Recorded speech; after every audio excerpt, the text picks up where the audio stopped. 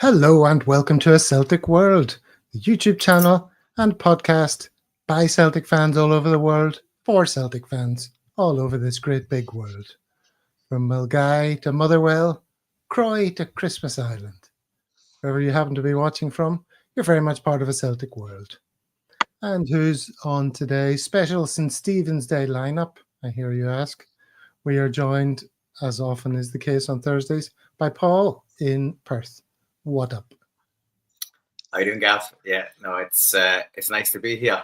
Having an alcohol-free day for the first time in many, what feels like weeks. So yeah, weird one on Boxing Day, but there you are.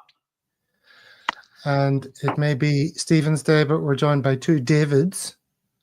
David in Kuala Lumpur, first of all. How are you doing, David? I am sick as a dog with a hangover from Houston, and yeah, I'm just going to try and do the very best I can. I'm delighted to be here because it takes my mind off it, because I went for it yesterday. Well, glad you're delighted to be here. And David in Bangkok, are you also feeling slightly worse for wear? A tad subdued, perhaps. Yes. It sounds like a fantastic show, doesn't it? Where we're gonna get the energy from today. We're relying on you, Gav, to boost the spirits. I'm fresh as a daisy. I just thought it would be good for my liver and general health if I took a day off the booze. Well, joyeux Noël à tous, says Christophe. Same to you, Christophe. McLaughlin P. Morning all. Hail, hail. Fresh as a daisy. He's fresh as a daisy, at least. Get him on. Where's the fry up? That's right. Squad rotation. Indeed. Well, it's a bit of a funny old show today because there's no immediate game to discuss what happened in. There is an immediate game to build up to. I mean, it's happening very shortly after we go on air, although we kind of already did that on the most recent show. But I haven't spoken about it with you guys. So, well, why don't we start by drilling into your Christmas experience a wee bit? Let's play Never Have I Ever. I thought we'd play. Because there's a couple of things that I would say, never have I ever. And maybe it'll lead to some interesting chat before we get into it. Never have I ever watched an episode of Gavin and Stacey. Anyone like to tell me that's a mistake? It's a funny wee show, but nothing more than that. It seems to have taken the world by storm. Social media is awash with people telling me how amazing it was. I enjoyed it. I enjoyed it back in the day. I really did. I thought it was good fun. But obviously, in the intervening years, Cordon's become somewhat of a divisive character. But yeah, the reason why I think it's the final ever show went out last night, or the early hours of this morning our time. So that's why social media is awash with the final finale today of all days. David in Bangkok, are you a Gavin and Stacey fan? No, not you so ever much. Watched I think I have. As I say, I think I'm in the ones on the side that Cordon is a bit of a insert expletive, basically. But no, he's not my cup of tea. You know, the one where they did the singing in the car was quite amusing, but generally as a person, I find him quite annoying. He doesn't speak very highly of me either, but there you go. Well, Limmy's a big fan, David. Do you share Limmy's enthusiasm for James Corden? I haven't watched Limmy in many years either. I think he's got a divisive brother who doesn't quite like her ilk, does he? I do know. So, yeah, so Limmy's got a brother who I'm fairly certain has got into police trouble for some of his sectarian pronouncements. I believe that's true. And if it's not, I'm very sorry, but I think it is true. So Lemmy, I don't bother with it. Lemmy, I don't bother with either. He was occasionally funny, and Corden, I don't really care. He's occasionally funny, and I thought the show is occasionally funny. But I want to know why you've avoided it. Well, no particular reason. Just looks like a bog standard English run-of-the-mill crap attempt at comedy. Well, not because my name's in it or anything. Half the writers and actors are Welsh, so not just English, really. Okay. Well, another Never Have I Ever is It's a Wonderful Life. Still haven't watched that. Is that a crime against Christmas? Well, I keep saying I need to watch it because it's held up as obviously the greatest Christmas film of all time. And it's been on the watch list now for at least 5 years. And it runs to over 3 hours or something stupid like that. And I'm like, I'm not going to find 3 hours for that, to be honest. Well, I'd like to, but it seems it's not quite happened yet. Plus, because it's so famous, you kind of know what happens anyway. So.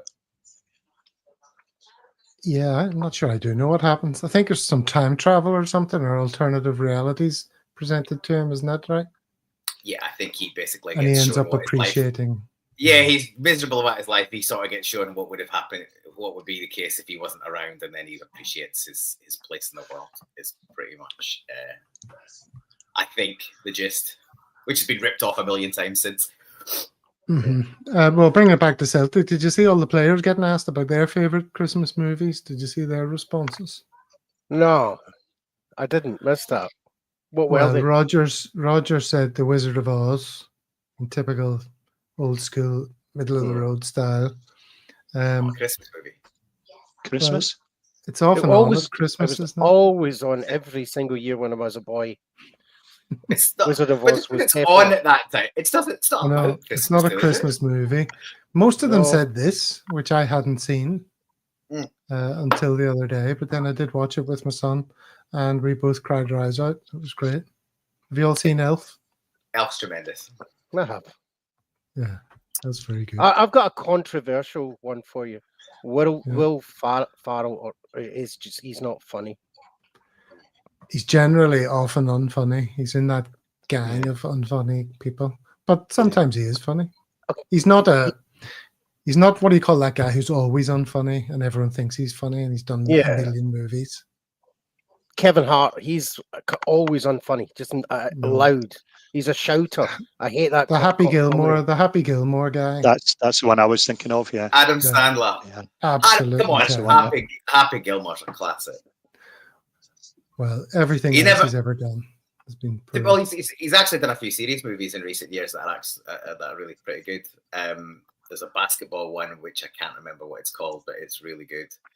And then there's another one that again I can't remember what it's called, and it's highly regarded as well. So when he dips his toe in, good job we're not doing a movie podcast here. Well, I can't remember what it's called, but that one about the basketball. Yeah. If I knew we were doing movies, I'd have boned up a bit, wouldn't I? So okay, took me by surprise. I don't know if Monty's in the house. I haven't seen Monty adding any comments yet, but he'll be delighted to hear that I did finally watch 10 Rillington Place. This is supposed to be my look-alike, according to Monty. I look like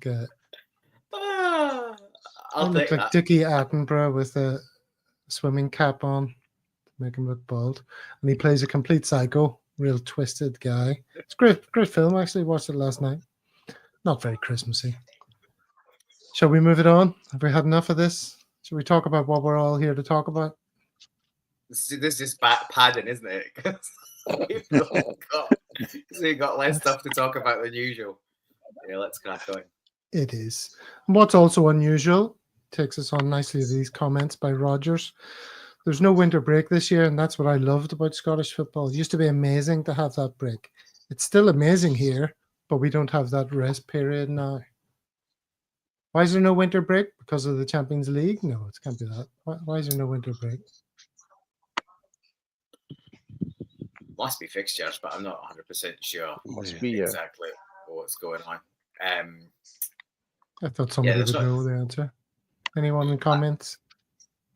I don't know. It's a bit of a weird one because usually it would be if there's a major international tournament at the end of the year, but we're in an odd year, so it's definitely not World Cup or Euros. So yeah, I'm not lost, and I never really checked at the beginning of the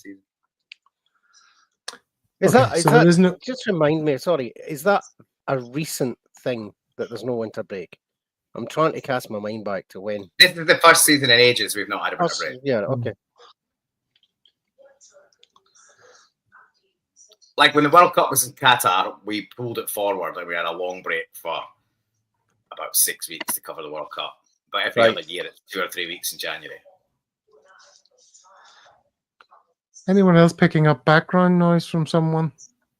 I could hear that. TV yes. on. Yeah, I'm picking up something from somewhere, but yeah, it's not Someone's got a TV on. Do that and see who's got sound.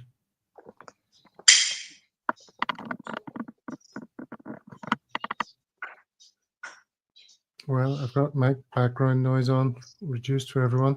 All right. Yes. Let's carry on regardless. New year, new energy. He's right. This was the thumbnail for today's show. Lots of elements to this. Our New Year's resolutions. You can see what our targets are, our objectives. 3 trophies, last 16. And then we're going to talk a little bit about players then for this January window. Why don't we start the ball rolling by talking about, well, what's in the news about players going out. There's one rather unwelcome story we haven't discussed. Atlanta United interested in Kyogo.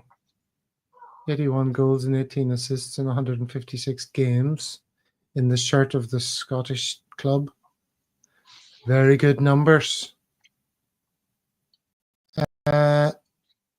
Eventually this is going to happen, so don't hate us for discussing it. Eventually it is going to happen. And when it happens, we're all going to be sick. Sick at the thought of Kyogo leaving. And it might happen before we all want it to. Could it be this January, David Kuala Lumpur? You're the Kyogo's biggest fan, I think. Well, so yeah, obviously I like Kyogo. I don't know anybody that wouldn't sort of praise him for all of that he's done for us over the season. I mean, he's certainly not as prolific as he used to be when he first started under Ange. He scored more goals then than he does now. There's often he needs a lot of service to be able to create his goals. So, but I still, I mean, of course, I wouldn't want to see him go at all. 10 million, I hear, is the valuation for him. I think that's maybe light also, but I've been thinking for a while that we need to strengthen strikers as well. Ida is not yet the complete player for us. I think he's doing fine, but he doesn't start well enough. So I think we need to strengthen our strike force anyway. So maybe this is what's going to prompt us to do that as well. I'd certainly miss Kyogo, but there's probably better strikers out there.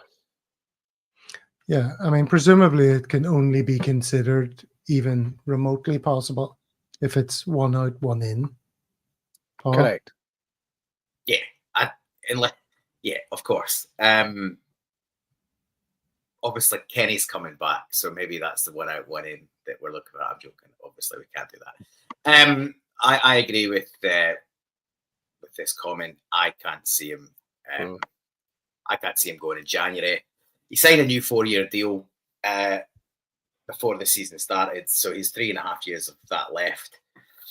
If we leave that until the summer, he's still got a 3-year deal. I agree with David. I think 10's light for him. I know he's at the back end of his career, but he's not yet 30. He'll be 30 in a few weeks. He's probably got those 3 years left on his contract of decent contribution at least. So yeah, I'd be wanting that kind of contract. I'd be wanting more money than that for him, and I'd certainly want him to be going to the close season. But if there's a likelihood that he's going to move on in the summer, I want his replacement in now, ideally. Certainly, if we can get that to happen, I know the classic cliche, it's a difficult window, but I feel like we've started to make signs in the last sort of 6 months or so that we're a bit more, 6 to 12 months. If you look at Kuhn signing, and Ida obviously came in and then ultimately signed permanently. So in the last 12 months, we've got the transfer business much better, and you'd like to think that would continue in this window and the next. So yeah, I definitely don't want him to go. He's still clearly a number one striker. Yes, he's in a little bit off the boil, but I think part of that is service hasn't been great. A lot of people are on his back, but if you think back to under Ange, yeah, he scored a lot more goals.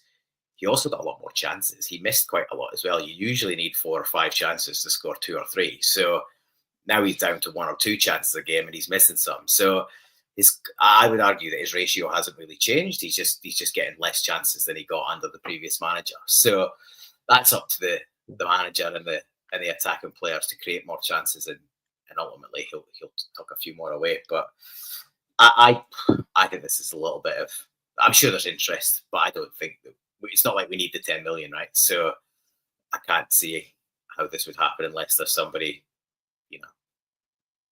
that we're desperate to get and wants to come and we're really confident can hit the ground running. Well, let's deal with those 2 points separately. I think you almost said, I think this is a bit of just sort of media talk. You might have linked in the forthcoming match against Rangers to that conversation. The media want him away, negative stories about Celtic, all of that stuff. But you're talking about players who may come in, and here's a tweet by Everything Celtic. The Dane link that won't go away. With Kyogo again linked to a move away from Celtic, we thought we'd have a look at our long-term reported target, Matthias Kvistgaarden. And yeah, this one hasn't gone away. It keeps coming up, and it was very real in the summertime. And I think we just weren't prepared to push the boat out for him to the point that the deal could be done, David, in Bangkok.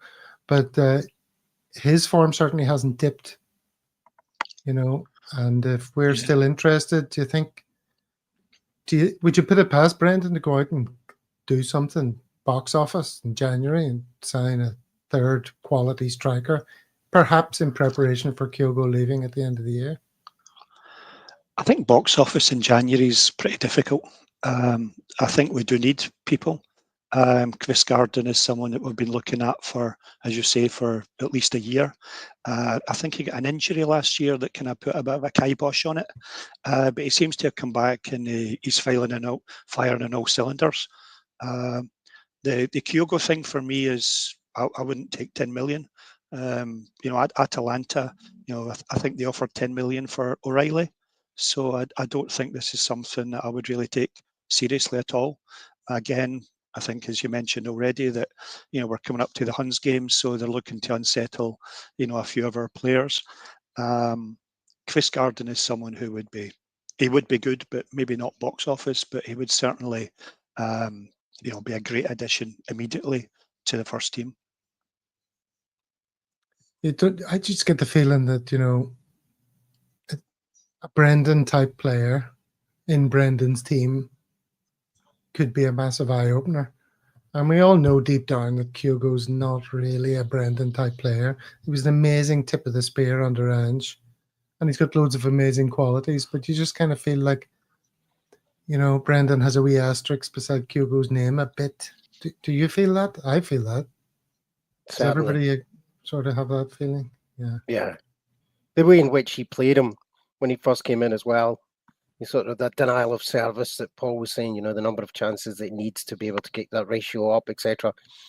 It seemed very clear to me that Rodgers wasn't that keen on Kyogo, and I reckon it could be that it's the lack of options that he's got in terms of what he's been able to bring in that keeps Kyogo there. And Kyogo can still score goals, right? But I think you're right. There's something in your mind about what a Brendan player is, and sort of Kyogo's size, the way in which he plays the game. I think for other teams as well, Kyogo doesn't, just because of his diminutive size, he may not find a lot of teams wanting to bring him in as well, because they like that kind of stronger, taller striker as well. So anyway, still our number one. Listen to what Doc is saying here, 1976 Doc. I've told every podcast for months the Japanese boys and their representatives made Celtic aware the Japanese boys were looking to move on or back home, but gave them a year's notice. Where did you pick up this information, 1976 Doc? When did they give the notice? What, at the start of the season? All of them? All three want to move on? So many questions. If only we had a number you could dial in, 1976 Doc. We could drill into this, but give us more information in the chat there. Yeah, oh, that's a grim spectre, the thought of all three Japanese being on their way, but I mean, I think we could all possibly see Kyogo and Hatate maybe, but nobody wants Maeda to leg it. You want Daizan to stay. You know, he's kind of irreplaceable, to be honest. So, and Kyogo, you know, however easily replace people think he might be, I think, you know, careful what you wish for, because even off the boil, he's still pretty prolific and contributes a lot. So, yeah, I'm hoping that story is something that doesn't quite happen this window at least, and if it's going to happen, then maybe it's the new year. Exactly, yeah. And I think they scored pretty much the same amount of goals, and obviously Kyogo's had a lot more game time. I've got my own sneaking suspicions that we'll do quite a bit of business this January. There was a comment the other day from Callum McGregor that said something, or he was quoted as saying something along the lines of, he said something, we'll do business in January, which will push the whole squad on again, which that doesn't sound like we're going to be messing around the fringes. That sounds like he's expecting, and you'd expect the captain to be in, you know, the manager to be and the captain to be pretty closely up to speed in terms of what might be happening in the next few weeks. So yeah, I expect there'll be a bit of business both in and out. Well, we'll get on to the in a second, but for now, let's stick with the out. The most obvious out for many people is this fellow, Luis Palma, but this is something that David brought up in our group chat. This is a Facebook post where he's quoted as saying, "I didn't expect them to release a song for me. I thank the club's fans. They're the best fans I've ever had in my clubs. I feel blessed. I hope in God I can continue." Luis Palma. And I don't know if you can see the top comment on the right, but that's a Celtic World asking, what song does he mean? Has anyone come across a Palma song anywhere other than our very own offering? Has anyone heard a song about Palma? I know. Nobody in the chat. Anyone in the comments? What song is he referring to? Luis Palma says he's come across a song about himself. And I'm thinking surely he doesn't mean our flipping Boney M version. It can't mean that. It must be something chanted from the stands. Huh? It's got to have chanted something. But I didn't pick up on it. Oh, there's a P. McLaughlin suggestion. Palma, get the fuck. Palma, Palma, get the fuck. That's a good one. Yeah, well, it'd be amazing to think that a little ditty penned in the jungles of Borneo has reached the ears of Celtic's Honduran winger and made him think that our fans are the best in the world. Can you tell I'm tickled? Very much. I'm tickled. Is everyone even aware of the song that we're referencing? Well, it was played a couple of shows ago, so it will reward regular viewers. Boney M's Palma, and it goes, I won't sing it for you mercifully, but one of the best bits of lyric in it is, it goes, Palma, my pal. When he's on the ball, the Tims are on their feet. Palma, my pal, etc. Muchas gracias, Latino boy Luis. Okay, that's quite enough of that. I just thought I would get a fish on that, which is good. Thank you for that, Gav. Appreciate it. What's that? I was just fishing a bit there just to see if you were going to give us a little sing-song or a little play. So, I think the Palma, my pal, the way it unites his name and Scottish culture and the way Glaswegians speak is particularly clever. Anyway, let's get on to this fella maybe off. Anyone going to shed a tear if we sell him for a few quid? Make some money back? Nope. Anyone particularly bothered about that? Must we see a profit or just get him off the books? A failed purchase from South America.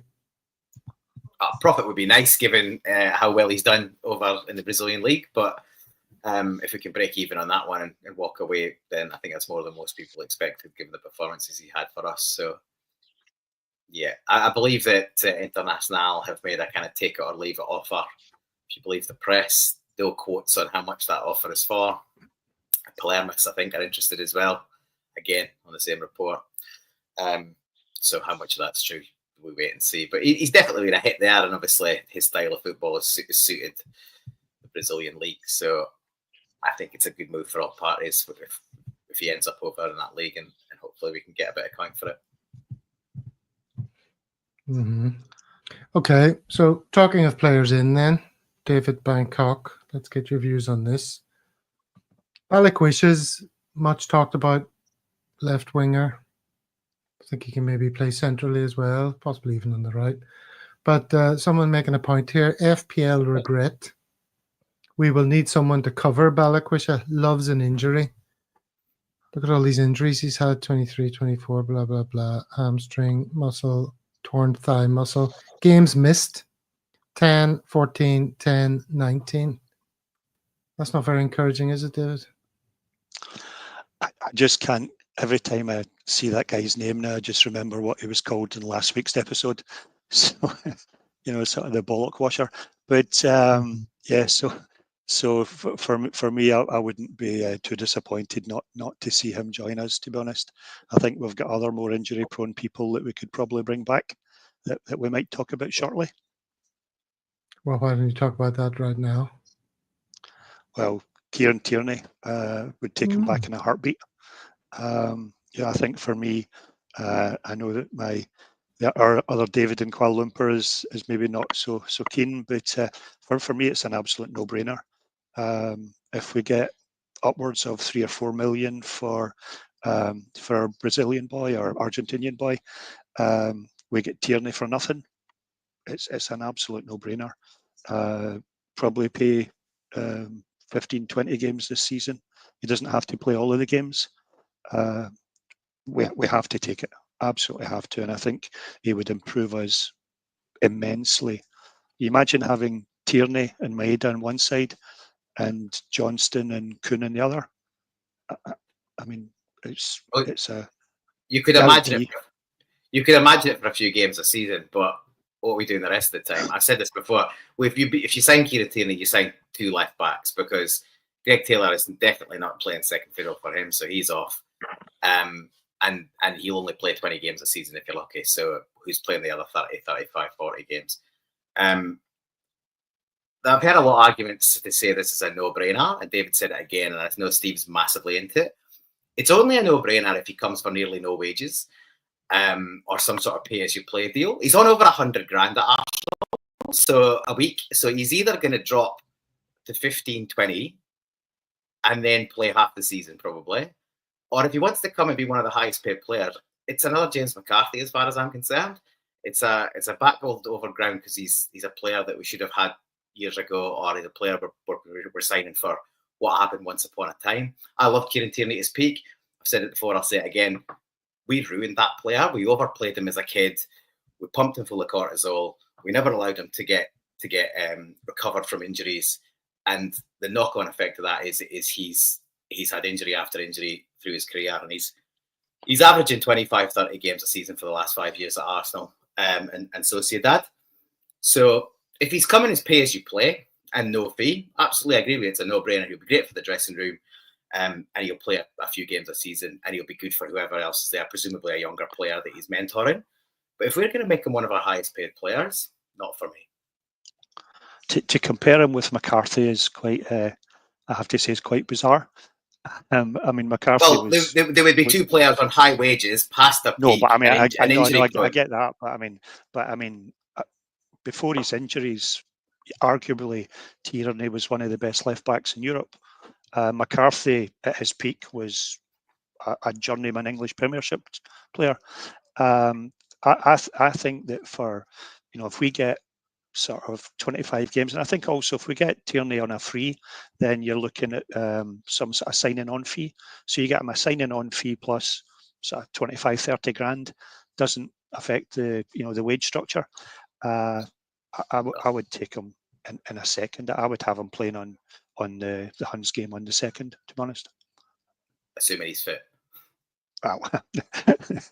This is the thing, and I agree with you. At his peak, he was one of the best left backs in the world. But we wouldn't be signing Kieran Tierney at his peak. That's the problem. We're signing Kieran Tierney, who's not played a good number of games at a really high level for 2 years. I think it's a massive gamble if you're paying big money for him, even on wages, because it's dead wages if you can't play. If you could pick and choose the games he played, if you could guarantee he was fit for Champions League at his peak and the derbies, that's the thing. Brilliant. Same in CCV, but look how many key games CCV's missed. You can't guarantee he'll be there for the big games. You maybe will get 20, 25 games a season for them, but if they're all against Motherwell and St Johnstone, we could beat them with Greg Taylor or whoever else we bring in. I just think it's a massive risk. Like I say, if it's pay as you play or a lowish wage, he's a multi-millionaire. So if it is pay as you play, fair enough. If he wants to come back to where he's loved for very little money because he's made his cash, great. But if we're making him one of our highest paid players to play a third of the season, to me, it's not good use of resources. What you said there is very true. You know, I sort of picture him in my sort of romantic idea of it. Just, you know, turning out for the big games and being peak Tierney, and then we rest him against the smaller clubs and all that. But, I mean, you can't choose that, David, in Kuala Lumpur, can you? I mean, his injuries will dictate things more than what we want. Correct. And that's it. I don't think it fits into our model as well. So, I mean, everything that Paul has said covers my views on this. And it's also doesn't fit into our find players, develop, sell on as well. So it upsets our own sort of buying and development structure for the team. And it is only if you could guarantee him for those games that it would make any sense for me. I don't think it'll happen. I think it will. In the news a lot. I think it will. It's a story that just won't go away. So you know, maybe there is a deal there that the club think makes value for money. Look, I would like nothing than to be proved completely wrong.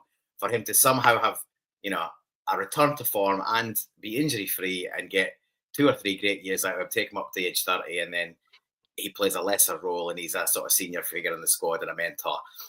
I just think, you know, I'm not a betting man, but if I was, I wouldn't be banking on that.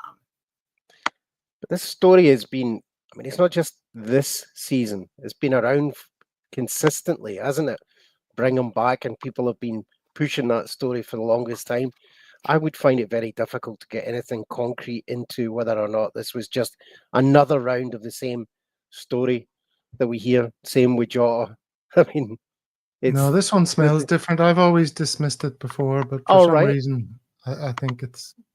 So what makes you think that? Why? Why is it? Who is it? The sources coming from? I don't know. Maybe it's because of you can see it in Rodgers' eyes when he gets asked the question and he tries to. I think it was also mentioned in last week's program. You know, one of the guys was saying that you know, they knew someone who knew someone quite close to Tierney's family. I mean, I agree with Gav. For me, this has definitely got legs. Unlike KTA. It's got legs and hips, but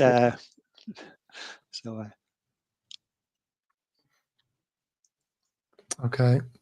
All right. Well, look, there's a lot of emotions at play here. We're talking about players that we love, who used to play for us, maybe coming back.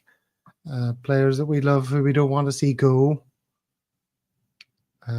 Just to prepare for, you know, a January surprise. I don't want any of the songs that we've made to die on the vine. So let's play one just in case something shocking happens. Let's remind ourselves how much we love Kyogo and how watching Kyogo makes us smile. Now, hold on a second. I'll just make that full screen. He's only small, got no meat on his bone. But tell the defenders that he owns. He makes the space, the smile upon his face. Gets the ball and scores a goal.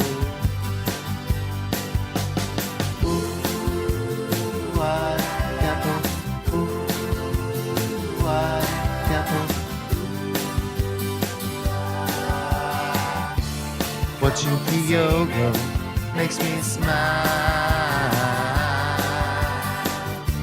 Behind the defense, running wild.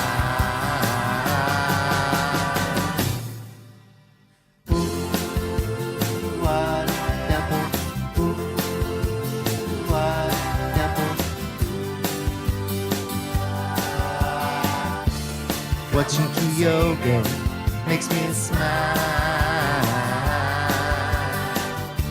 He does what he wants, running wild.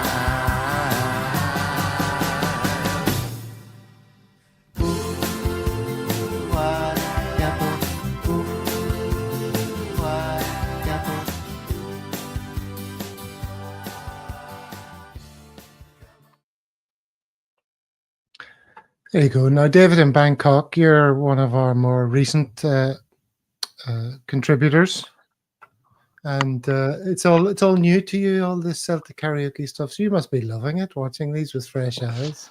It is. It's every day is a learning day. Yep, no, absolutely loving it. Yes, I don't think. I think it's important, Gav, that you keep up the good work. We'll give you a list of players, and you can that can be your homework. A new song every week. With the Thai Tims that we sponsor in Bangkok, they can do a song in 4 or 5 hours.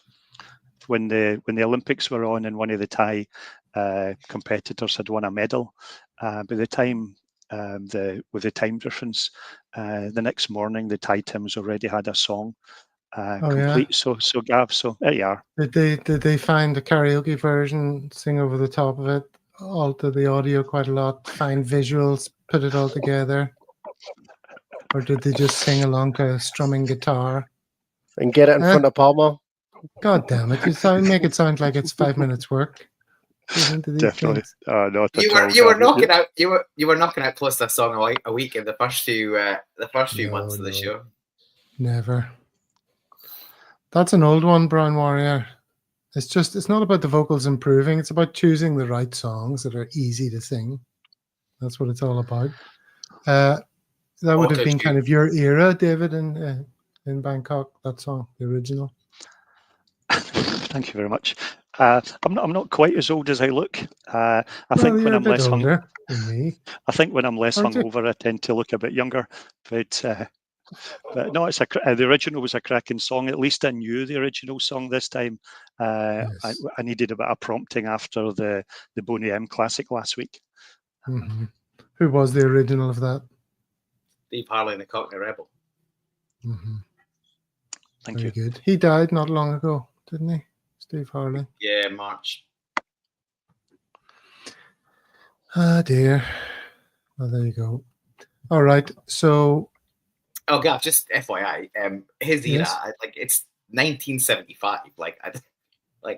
It's a decent bit of lick ago, to be fair. 1975, that song came out? Yeah. Oh, okay. I think you've maybe I'm sorry, David. You've thrown some shade in David's direction with that. I did. It's my mum's era. It's more like my mum's era, and she's about to turn 70 next year. So a bit half for David. Yeah.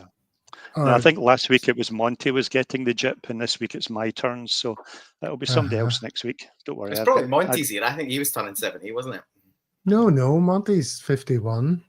Who was turning 70? Smell the glove. Smell the glove. Smell the glove was turning 70. Okay, turned 70. Okay, jolly good. Apologies, Monty. Yeah, I got it. Yeah. There's no sign of Monty, fortunately. Oh, there's James offering me some encouragement. I saw someone commenting on YouTube saying, you're a great lyric writer, but you need a singer. And I said, we've discussed this many times in the show. I would love to have someone to step forward and so I could drop the mic. I shouldn't be holding it. But unfortunately, nobody else is around to do that. All right, so that's January transfer window. It'll be interesting to see what happens. I think I've got a feeling it's going to be more active than we thought, and more sort of there's going to be some more high-profile things happen.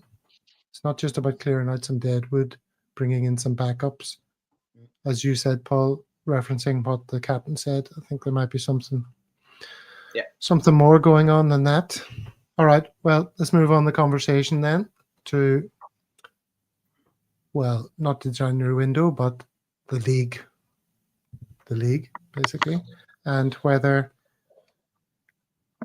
momentum is with Rangers. You can see here, AI 1888, momentum is with Rangers.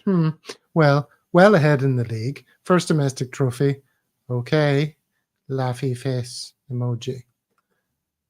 But yeah, definitely their tails are slightly up, you would have to say. They feel like they're going in the right direction. But, I mean, is this the time really for them as a club to be whinging and gurning and writing statements? And is that really the best thing for their chances to progress as a football team, David? Would you be doing that if you were at the helm? This is their playbook. This is what they do. So whenever they're running out of money, whenever they need to get people back into the stadium, they'll come up with a dossier. They'll go after the SFA. They'll make ridiculous statements. And I think actually there's some cause for concern in Celtic there for the not so subtle reference to Celtic in that letter. I don't think that should be taken sitting down. But this is their playbook. This is what they do to appeal to fans. So they'll ban green boots, or they'll reduce capacity for us there. This is just their game plan. This is all it is. It's all they've got. They are in no better a position now. In fact, they're in a worse position financially, given the number of court cases, the overheads they've had with new stadium in Hampden. They will have to, I guess, at some point pay out for a new manager. That's for sure.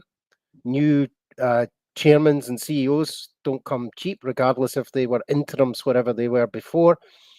And this is their playbook. Now, if that's not the case, and the CEO and the chairman have allowed that letter to go out, then that shows you the standard that they've actually brought in.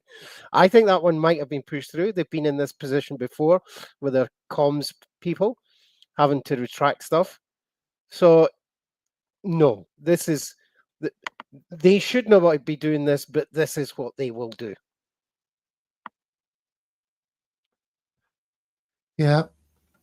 It's a funny one, that, about, the new CEO and whoever came in there. Like, this is their first act under their stewardship. It's... As David alluded to, pandering's the lowest common denominator.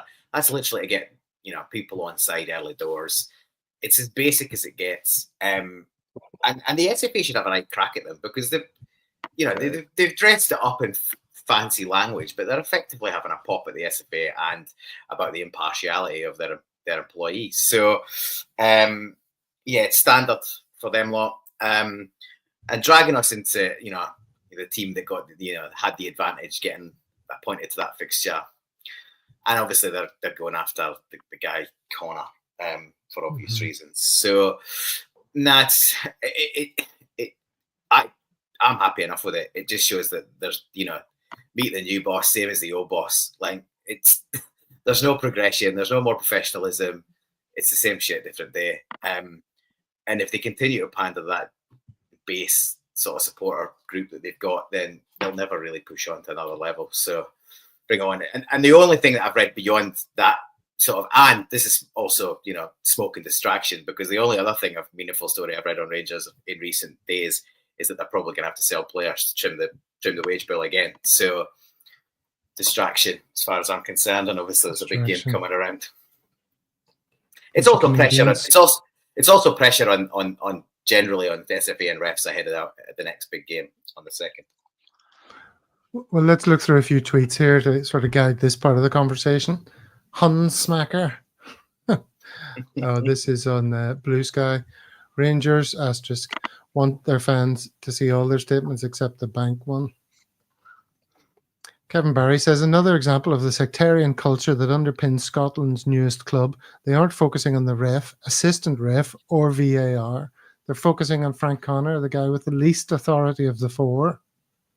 They want preferential treatment for their hand-picked officials.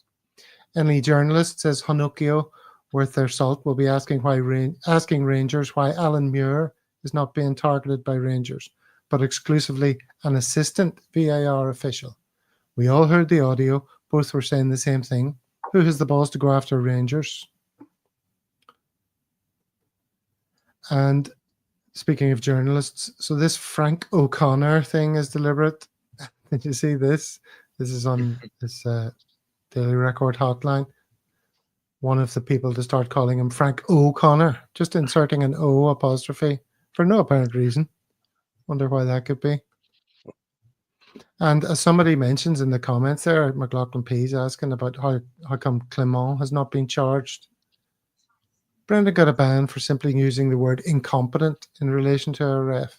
These chaps are writing a couple of essays about how they should never work again. Unbelievable that there's no pushback from the SFA. I mean, that's the good point, isn't it? From Seljan. Spot on. James Forrest wrote an article on this the other day and he said, bring it on. If you guys want transparency, bring it on. Let's see where we land. And if referees have to tell where their allegiances lie, etc., bring it on. Not a problem. Well, they don't want transparency, though, do they? They don't want transparency. No. They want the illusion of transparency with the usual hand picking. I think it's Alan Morrison's been saying it again. It's like if you're being used to having a stacked deck and suddenly it's even-handed, it feels like you've been put at a disadvantage. I'm paraphrasing, but that's essentially the story. I mean, Peter Grant was on a podcast last week as well, where one of the Huns was going on about some, the non-penalty thing, and he says, "Why don't we talk about the other 5 contentious decisions in the game? Where Kuhn's arguably injured because of being raked down the leg. They were fouling time and time again. They're only interested in one particular action, So definitely, let's have some transparency.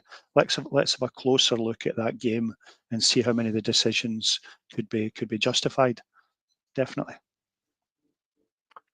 242 people watching live. That's pretty good going. Here's a little message in the style of Uti Chaturvedi. Subscribe if you liked the video. Don't if you thought it was shite. Subscribe if you liked the video. Don't if you thought it was shite. Okay. Subscribe if you like the video. It's completely free. It's only our second season, David, in Bangkok. Don't know if you know that. But yeah, we're just really getting started, getting our feet under the table. So it's completely free content. Nothing is behind the paywall. We'll never ask you to pay to hear anything done by Celtic World. You get music, chit-chat, audio, visual, extravaganza every Monday and Thursday. So you know what to do. It's Christmas, it costs you nothing to give us a wee prezi of a subscription. Hey, David KL, it's not too much. Absolutely. The best fan YouTube, podcast, Instagram, and wherever we go out on show out there. So polished. With music, entertainment, and views from around the world. Humble. We need to work better on selling ourselves, I think, don't we? Yeah. We need to work better on that. Yeah, I think when if you can get your karaoke song, maybe get an album for Christmas. Then with the cash that you generate from your karaoke, then I think we'll all be quidsing and living off that for generations to come, I think. Absolutely. You could not have heard last year's karaoke Christmas then, David, because it was bloody awful. But I'm so proud of it. It's funny, though. Funny to listen back to it, though. Yeah. Gotta say. Paddy Lavery said, no more messages, Gav. Funny, Paddy. Hey, I was away for a couple of weeks there. I was in the Philippines, and I was on a boat in the middle of nowhere. And it had very intermittent telephone coverage. I got that virtual SIM, but still the coverage in the Philippines is terrible when you're at sea, especially. So every now and then you would get messages, and one of the most frequent message senders was Paddy Lavery sending me videos of things. And like every now and then I get a message and I'll be like, oh, is it something important from back home? Oh no, it's another video from Paddy Lavery. So no more messages, says Paddy. I certainly got plenty from him, but didn't respond. Sorry, Paddy. All right. So yeah, well, 50 minutes. We're 50 minutes in, and there's nothing for me to say to stimulate further conversation. So let's somebody else can say something to stimulate further conversation. Paul, Well, I wanted to ask you guys: does he play Kyogo as a start tonight? Let's go back to it. What's your faith? Does he start with Kyogo? I think he'll go with either. By the way, that's my view. Paul, does he start with Kyogo? For me, it's a coin flip. I think there's a case for playing either. But as you know, I've said elsewhere, one of my major frustrations when we brought Ida on in the last game at United was we didn't play to his strengths. He played mostly outside of the box. He was down the channels. He was dropping deep. When Ida's playing, I want him in the penalty box between the posts. And if you get service in there, there's a good chance that he'll score goals. But we just didn't. The one time we got it to him in the box, a couple of times. Once he was just on and he flashed that, he just flashed at that first one and didn't quite catch it. And then he on the edge of the box, he puts Kyogo in and Kyogo should score. He definitely should. But yeah, a couple of opportunities inside the box and things happened, but he spent way too much time outside of the box and we didn't play to his strengths. So if he plays tonight, as it is our time, then I certainly think we should be getting service into him. And, if the big man gets opportunities inside the box, he'll score more often than not. So I think we'll shuffle the pack again. There's another game 2 days. Was it 2 days later? 3 days later? 3 days later. On the 29th. It's this time of year where Sunday. Nobody knows what day of the week it is. But yeah, we're playing tonight and then again on Sunday. So yeah, there's a quick turnaround. And then obviously 3 or 4 days later, 4 or 5 days later. So I expect we'll shuffle the pack again. I'd like to see the start. And yeah, hopefully we can get better service to him in this game than we did the other night. But we've got two home games to come. I mean, we've got tonight and then Sunday St Johnstone.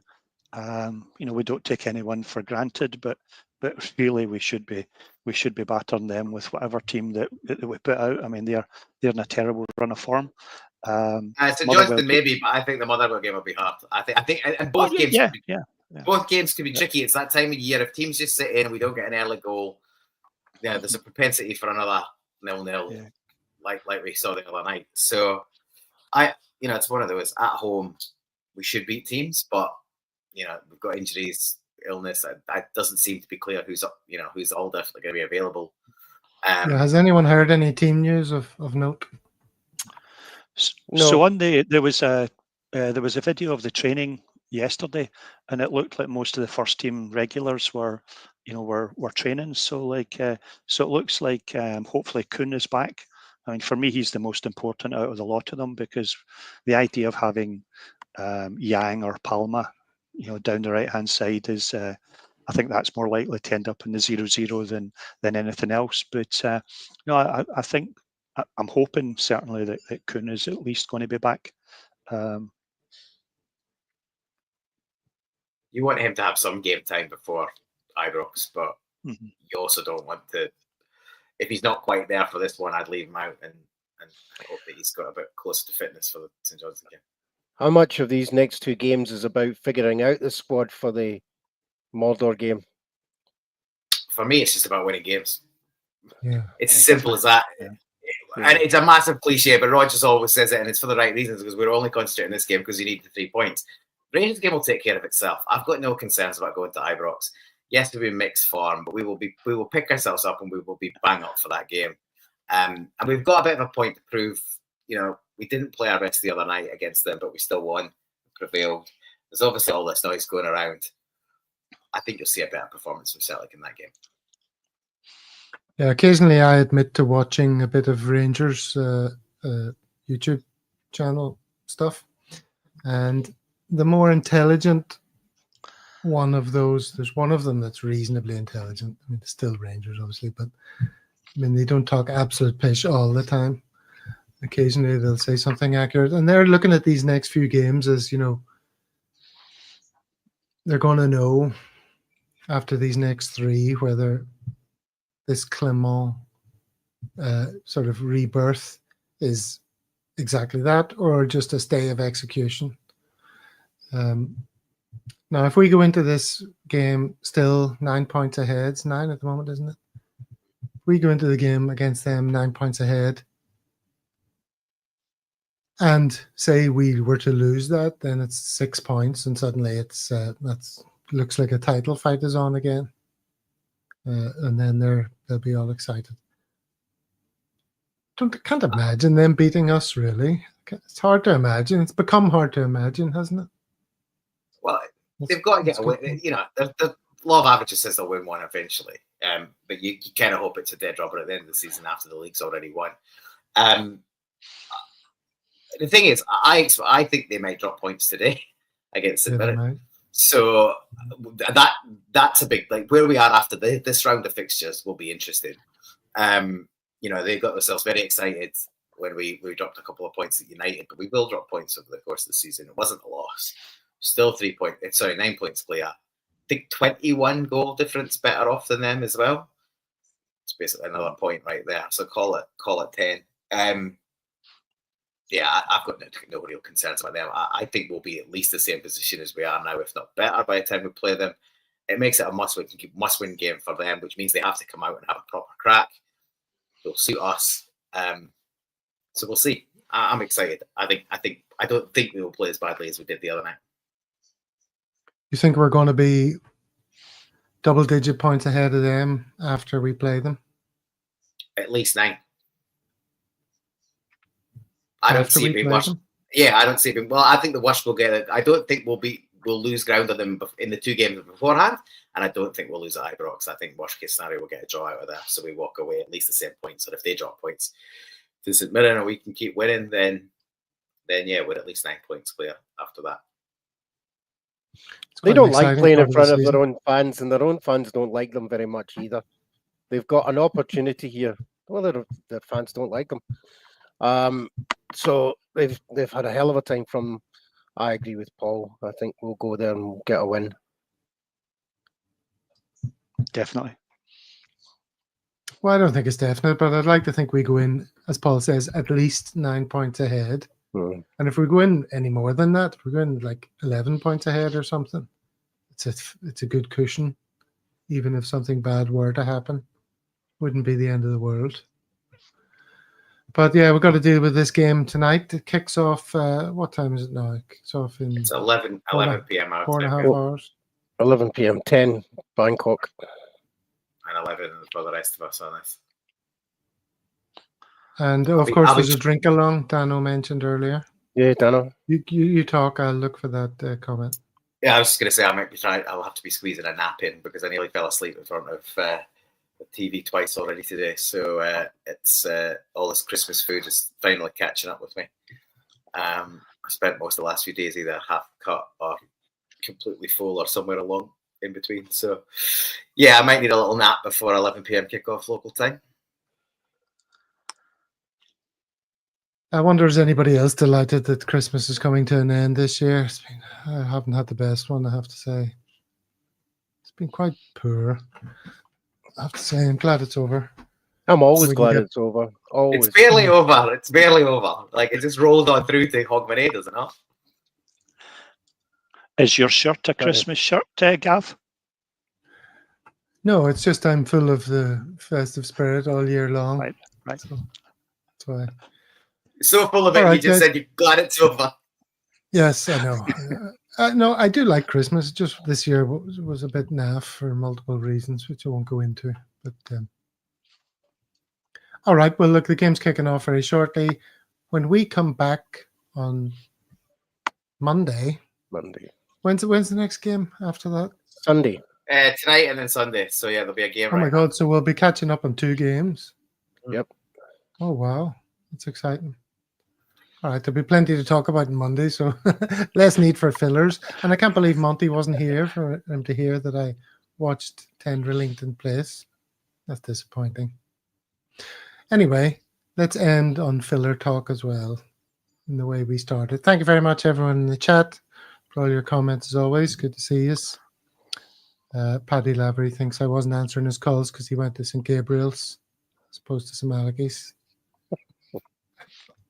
That's one for everyone. A bit of universality there. School rivalry. Thanks for everyone in the comments. Thanks to all of you lads. Any closing thoughts of Christmas or the New Year coming? St. Stephen's Day. Any messages for the people out there? 4-0 tonight. 4-0. That's David. 4-0. I hope everyone has a wonderful remaining festive period. Early days in St. Stephen's Day / Boxing Day for those of you in the Northern Hemisphere. So crack right into it again and enjoy a more pleasant kickoff time that we will be dealing with. David and KL, any closing thoughts? Hail to everyone. Subscribe. Okay. Slick as always. All right. Cheerio, everyone. Enjoy the next 2 games, and we'll see you on Monday. All the best.